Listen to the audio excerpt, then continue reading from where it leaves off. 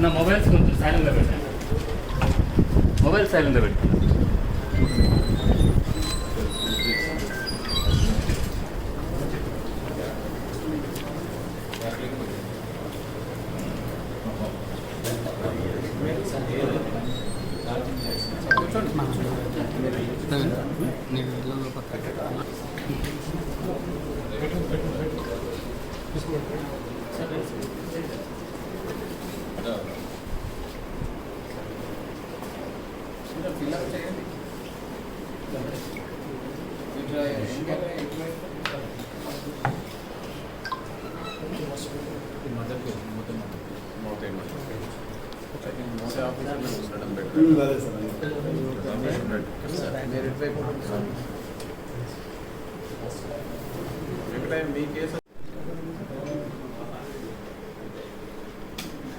అందరికీ నమస్కారం.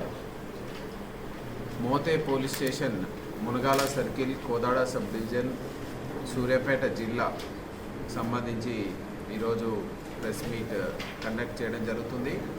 ఇందులో వివరాల్లోకి వెళ్తే 2వ తారీఖు నాడు, ఈ నెల 2వ తేదీ రోజు మధ్యాహ్నం పూట మనకు మోతే పోలీస్ స్టేషన్ పరిధిలోని విపులాపురం అండ్ మామిళ్ళగూడెం మధ్యలో ఒక వ్యక్తిని ఇంకొక వ్యక్తి గొడ్డలతో దాడి చేసి ఉన్నటువంటి ఒక వ్యక్తి టీవీఎస్ మోపెడ్ పైన పక్కన రక్తపు మడుగులో పడిగి ఉన్నటువంటి సమాచారం అందుకొని దానికి సంబంధించినటువంటి వివరాల్లోకి వెళ్తే, ఆ గాయపడినటువంటి వ్యక్తి నిమ్మరబోయినటువంటి వెంకన్న, ఇతను నాగయ్యగూడెం ఆమ్లెట్ ఆఫ్ విపులాపురం మోతే మండలానికి సంబంధించినటువంటి వ్యక్తిగా మనకు తేలడం జరిగింది. అతను ఇమ్మీడియట్లీ పోలీస్ పార్టీ అతన్ని హాస్పిటల్కి షిఫ్ట్ చేయడం జరిగింది.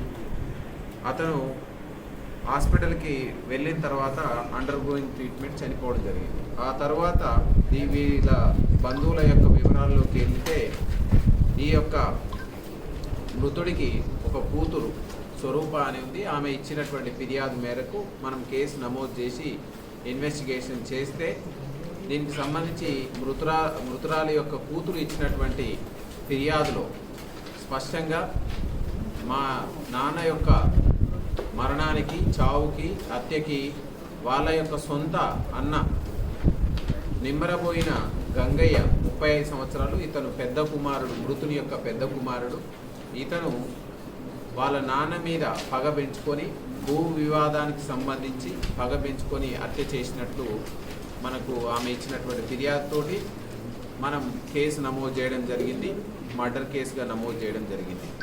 సో దీన్ని మనం ఇన్వెస్టిగేషన్ ప్రోబ్ చేస్తే, ఇన్వెస్టిగేషన్లో డెవలప్మెంట్ తీసుకొని వస్తే మనకు తెలిసింది ఏమంటే, ఈ యొక్క మృతుడు నిమ్మరబోయిన వెంకయ్య సుమారు 60 సంవత్సరాలు ఉంటాయి. ఇతను నాగయ్యగూడెం ఆమ్లెట్ ఆఫ్ విపులాపురం నివాసి. ఇతనికి 2 కొడుకులు, అందులో ఒక కూతురు. అందులో ఈ యొక్క అక్యూజ్డ్ ఎవరైతే ఉన్నారో గంగయ్య అని 35 సంవత్సరాలు, ఇతను పెద్ద కుమారుడు అండ్ ఇంకొక చిన్న కుమారుడు ఉన్నాడు. ఈ యొక్క వెంకన్నకి అదే విలేజ్లో సుమారుగా 4 ఎకరాల 29 గుంటల భూమి ఉండడం జరిగింది. ఈ 4 ఎకరాల 29 గుంటలకు సంబంధించి ఈ యొక్క పెద్ద కుమారునికి అండ్ తండ్రికి మధ్య విభేదాలు నడుస్తూ వస్తున్నాయి. గత కొంతకాలం క్రితం పెద్ద మనుషుల సమక్షంలో వీళ్ళు మాట్లాడుకొని ఒక కామన్ అండర్స్టాండింగ్కి రావడం జరిగింది. ఏంటంటే, 1 ఎకరం తల్లిదండ్రుల పేరు మీద, 29 గుంటలు వాళ్ళ సిస్టర్ పేరు మీద, అండ్ 1 ఎకరం 50 గుంట, 1 ఎకరంన్నర చెరొక తమ్ముడు అన్న పంచుకుందామనేటువంటి అండర్స్టాండింగ్ తోటి పెద్ద మనుషుల సమక్షంలో మాట్లాడుకోవడం జరిగింది. అయితే గత 4 నెలల క్రితం మృతుడి యొక్క భార్య, అంటే అక్యూజుడి యొక్క తల్లి చనిపోవడం జరిగింది.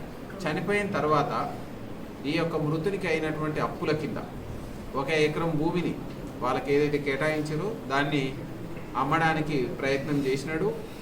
అదేవిధంగా వాళ్ళ బిడ్డకి ఏదైతే 29 గుంటలు ఇస్తారో ఆ బిడ్డకు కూడా ఇచ్చేటువంటి 29 గుంటలని రిజిస్ట్రేషన్ చేయడానికి ప్రయత్నం జరిగింది.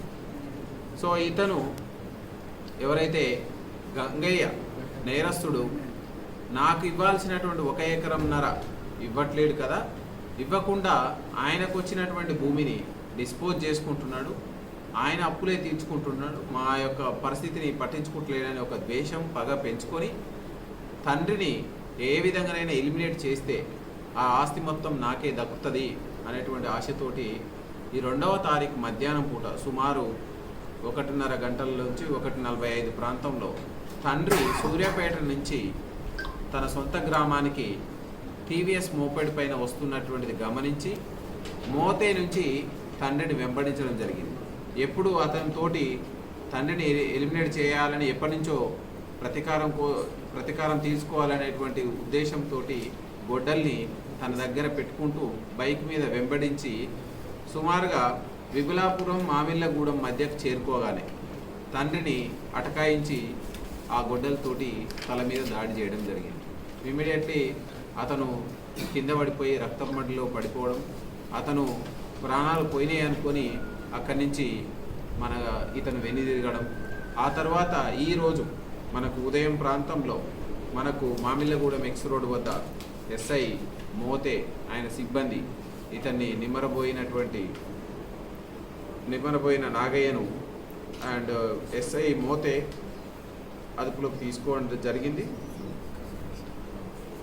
And CI and Ramakrishna Reddy Mothe ఎస్ఐలు అదుపులోకి తీసుకోవడం, తర్వాత ఇన్వెస్టిగేషన్ని మనం ముందుకు తీసుకెళ్తే ఈ యొక్క అఫెన్స్కి యూజ్ చేసినటువంటి గొడ్డలి, అదేవిధంగా అతని యొక్క హెల్మెట్ని, అదేవిధంగా అతని దుస్తువులని అక్యూజుడు వాడినటువంటి అఫెన్స్ టైంలో వేసుకున్నటువంటి దుస్తువులని సీజ్ చేసి తదుపరి పరీక్షల కోసం మనం పంపడం జరుగుతుంది.